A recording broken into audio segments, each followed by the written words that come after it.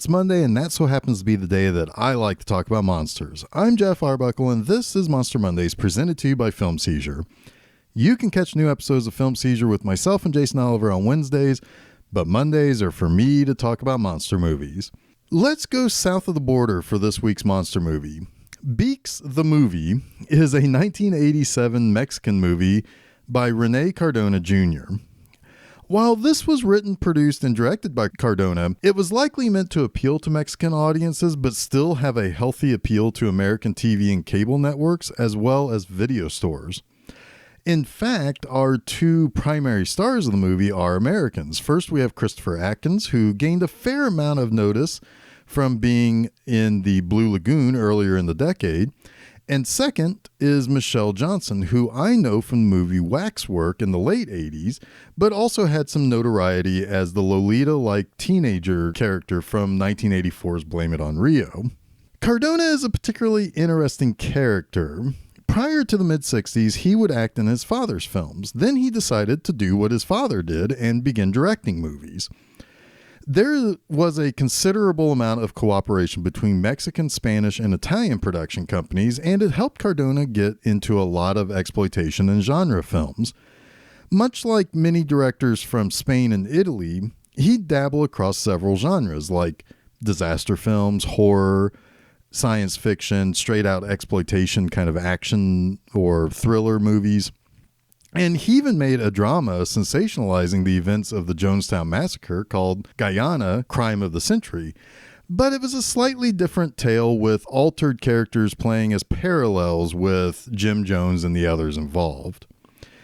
Now, thanks to the cooperation across the various studios internationally, Cardona would end up making many higher budget films and was even able to lure actors in the twilight of their fame like John Huston, Joseph Cotten, Lionel Stander. Most of these guys were already appearing in Italian films at the time, and Cardona was able to utilize them relatively easily and inexpensively. This would help Cardona sell his movies on a global scale. Now, there is a darker side to Cardona's filmmaking style. He was known for being somewhat cruel to animals in his movies. This movie alone has a bird chucked at a window so that it would crash through the glass. But he also killed a shark for one of his films. He made a movie called Night of a Thousand Cats in which he had a cat launched over a wall. Protections against animals was relatively new, even in the United States in the late 80s. And it was kind of known it wasn't fully adopted across the globe yet. It's one of the things that tends to be a larger problem for many who watch the movie Cannibal Holocaust. Yeah, the realistic human gore and that sort of stuff is bad enough, but there were a couple of animals killed on camera for that movie. Now, it is true that if the film was truly going for a real documentary feel, then you might believe that you're just seeing a native tribe doing what it normally does for food. However, with that movie, that was a drama, and it didn't really need to sacrifice an animal to try to play it real. And the same thing kind of goes with these movies. It's not like Cardona is trying to make something that looks and feels real. He's just doing things because he didn't really take any time to think of another way of portraying the same thing. And so this really kind of makes for a particularly sticky situation here on Monster Mondays. I always say that this show is about being positive and finding three things that I like about every movie, even the ones that are bad. But like Beaks the movie, some do harm animals. I am absolutely not for hurting animals for a movie, but I am going to assume that anytime I see something that looks like a live bird flying at something and crashing through it, I will automatically believe it is an actual bird being tortured and likely killed. However, I still want to talk about the things that I like about this movie, however hard that might be. My point is, I may still have a hard time separating Cardona's work from his personal attitudes on chucking animals into and over things. As a side note, before I get into the plot, I like that when this was released in Europe, and by Europe I'm looking at you, Italy, the film was called many things, but most notably, it was called The Birds 2 to capitalize off of Hitchcock's The Birds. Well, right out of the gate, we do see an old man shooting pigeons, and yes, it is for real. What's best is that the guy who sets the whole thing up for him grabs one, shakes it, and then spikes it like a fucking football. This is basically being covered by the local news because the old man is going to shoot birds blindfolded or something. Vanessa and Peter, who's Johnson and Atkins respectively, are there, and after watching the guy gun down these birds, Peter asks the old man why he does it, and his response, pleasure, which doesn't really sit very well with Peter because, well, why do you just kill birds for pleasure? That seems a little sick. Well, Vanessa then gets sent on an assignment. Apparently this farmer has been attacked by his own fowl, I guess, or his own his own chickens and turkeys. They interview a man who survived the attack, and he says that more than just chickens and turkeys attack him, but all birds seem to pounce on him at a moment's notice. Vanessa tests this theory by releasing a canary into the room with the dude, and basically to see if it attacks. The bird swoops by him, causing him to get a little scratch on his face before going out into the wild.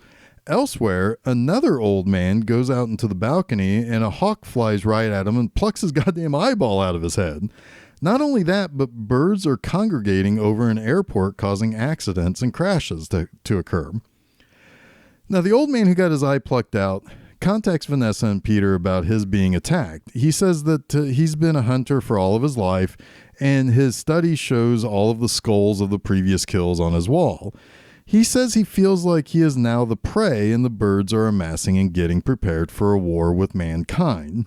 Now, Vanessa says that the guy who was attacked by the chickens and turkeys was on the other side of the world, quote unquote. So she and Peter are, I guess, globetrotting and visiting all these people claiming they got attacked by birds. Well, that's true because next they go off to Rome, where they meet a couple who believe the birds are attacking with intelligence. They attack, regroup, and they always seem to pick the most vulnerable thing or person to dive bomb next. As the time passes, more and more of these attacks occur, and prompting a legitimate concern, especially when Vanessa and Peter find out one of these people that they've interviewed has been killed. They speak to a bird scientist who talks about their migration practices that may have been disrupted by humans. As the attacks continue and escalate, authorities decide that they can't really wait for backup in the form of, more cops, the army, scientists, and load a bunch of people, whether they believe the attacks are real or not, onto a train and take off. Where they're going, I don't really know. However, the birds attack the train and smash through the windows to get a couple of people inside. They move as many people as they can to a different car and let the bird-infested car loose and then just blow it up with some grenades. And I feel like, and this is just me giving some personal commentary here, I feel like a grenade is the least effective weapon against a bird. You'd be better off with, almost any other thing than a grenade, because you toss that son of a bitch onto a pack of birds and they will instantly scatter and fly away. The grenade's not going to kill anything. But I don't know. Anyway, after a particularly dramatic scene with some kids and a mom trying to get away from some of the birds just stop. They just decide that they've had enough of the fighting and that they sent their message and that was enough. That's the end of the movie. That's all there is. They just stop. Anyway, let's get to my 3 things that I like about Beaks the movie. And boy, this is a bit of a chore here. First, let's start with the preposterous idea that Vanessa and Peter are flying from city to city all over the world, tracking down these stories of people who've been attacked by birds. I was under the impression that they were local news people because she constantly gets sent out on fluff pieces and complains about it. This is like our local news having specific people on the morning shows going out, to the opening of a new McDonald's. But now the hamburgers are eating people, so they have to track down all the other stories everywhere in which someone is killed by their McDonald's Big Macs. I mean, why not send either your top person or someone from a national news team? Why a person from some podunk local channel?